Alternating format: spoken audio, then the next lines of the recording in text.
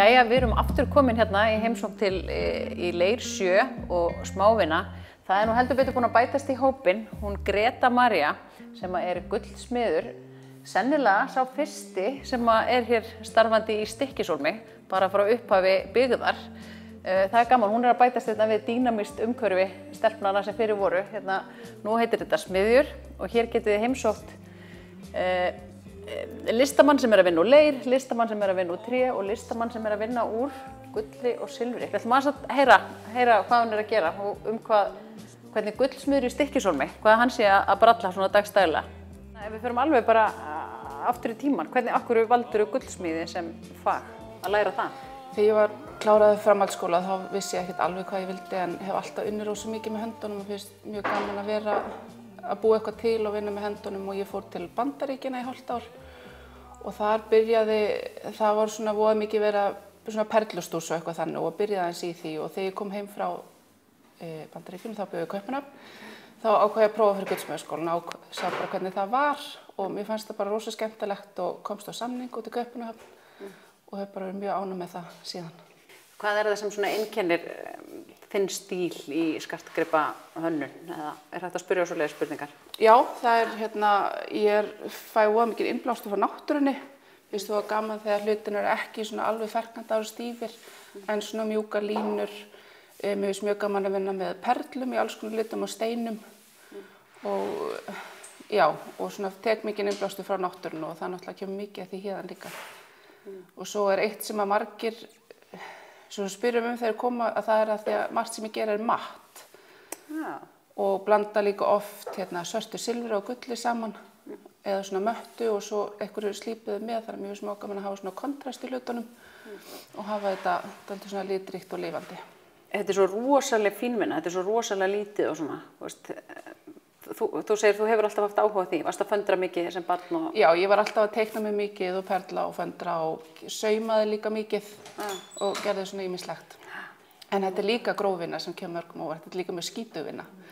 Maður oft verið með hamar, ég oft svört í framan, þannig að þetta bæði náttúrulega fínvinna og svona mikil einbeitti, en þetta líka alveg erfitt stundum. Hvað það svona helst sem þú ert að gera? Það skartið náttúrulega, það bara... Já.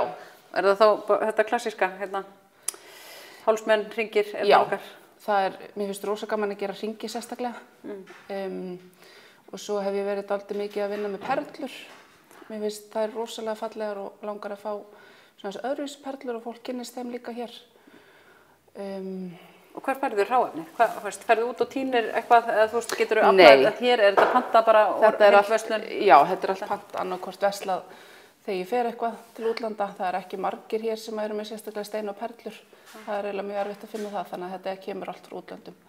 Sumar perlur eru náttúrulega upprunalega frá vissum stöðum, til dæmis ég með perlur frá Tahiti og Sási perlur og það náttúrulega þurfa að komast alveg þaðan en þá heildsæðil til dæmis í Kaupmannahöfn þar sem ég get farið annaðhvort og valið ef ég þar eða pantað. En hvernig að vera með svona rekstur, svona fyrirtæki eins og Stykkishólmi? Ber svoleiðis samfélag þessa framleiðslu? Það ferðamennirnir sem halda þessu uppi? Það bara bæði hólmarar og ferðamenn. Það náttúrulega hefur ekki verið gullsmiður hér áður og dálítið langt í næsta gullsmið og mikið hólmarum hafa komið ýmislega viðgerðir, margt sem það hafa verið að geyma í mörg ár og hafa ekki komið stað að fara með og náttúrulega líka bara að því ég sel skartgripi hér og ég líka með sérpantanir og bý til giftingarhringi og afmælisgjafir og ýmislegt og hef líka verið að breyta hlutum fyrir fólk. Kannski gamla skartgripi frá mömmu sinni en vil ekki nota og þá getur maður notað hráefnið en gert eitthvað nýtt úr því. Þannig að það hefur verið mikið af því og svo líka náttúrulega túristar sem koma og versla eitthvað.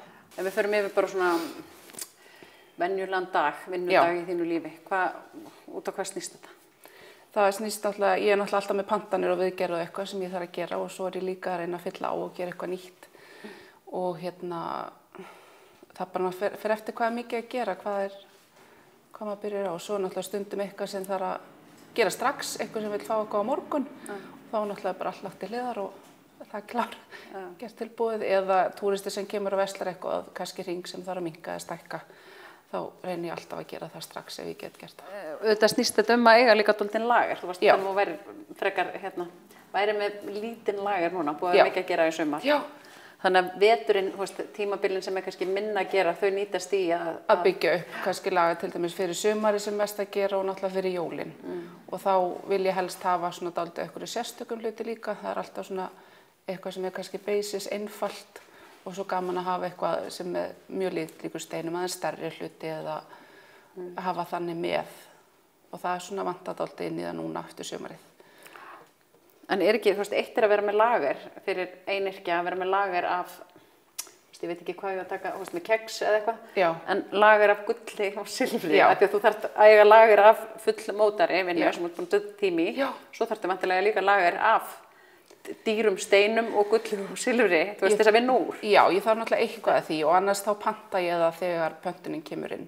Já, þú getur gert það. Já, ég er ekki með það mikið gulli en ég bý alltaf til úr gulli ef eitthvað segir ég vil þennan hringi silfri eða bara í gulli og getum við fengið svona stein eða svona perlu þá reynir ég alltaf að redda því það tekur náttúrulega lengri tíma en það er oftast hægt að redda því einhvern veginn. Hvernig sérðu fyrir þér? Ef þetta færi nú allt bara svona, hvar myndir þú vilja vera eftir 5 ár? Þá myndi ég vilja vera með alveg fullbúna heimasíðu og kannski einhverja línu sem er verið að selja í öðrum búðum og líka hér náttúrulega.